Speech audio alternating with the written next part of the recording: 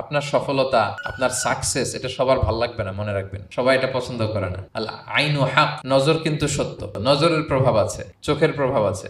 এজন্য কারো ভালো কিছু দেখলে মাশা আল্লাহ বলবেন, আল্লাহর দিকে ফিরিয়ে দিবেন ওটার কল্যাণ। কি বলবেন?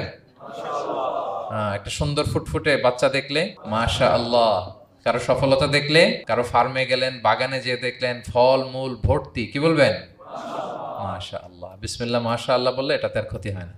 অনেকে বলে যে বাবা মা মাশাল্লাহ বলা লাগে না, বাবা মা আর নাকি মামা, এই তিনজন নাকি মাশাল্লাহ না বললে কিছু, এটা ভুল কথা। বাবা মারা বলতে হয়। বাবাও তার ছেলের কোনো সাকসেস, ভালো কিছু দেখলে কি বলবে? মাশা আল্লাহ, তাবারাকাল্লাহ, অথবা বিসমিল্লাহ মাশা আল্লাহ, এটা আপনারা বলবেন।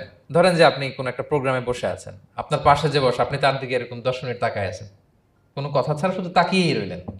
তার কি ভাল লাগবে বলেন? সে কি কমফোর্টেবল ফিল করবে? সে ভয় পাবে। সে ভয় পাবে, অস্বস্তি ফিল। আপনি কিছুই করেন নাই, না তাকে টাচ করেছেন, না ধরেছেন, ছুঁয়েছেন, কিন্তু শুধু তাকিয়ে আছেন। দেখেন নজরের কি প্রভাব। আল্লাহ আইনু হাক, নজর সত্যি। এজন্য কারো সাকসেস দেখলে আমরা সবসময় যেন মাশাআল্লাহ বলি। মাশাআল্লাহ ঠোঁটের সাথে মিলিয়ে রাখবেন। ভালো দেখলে কি বলবেন?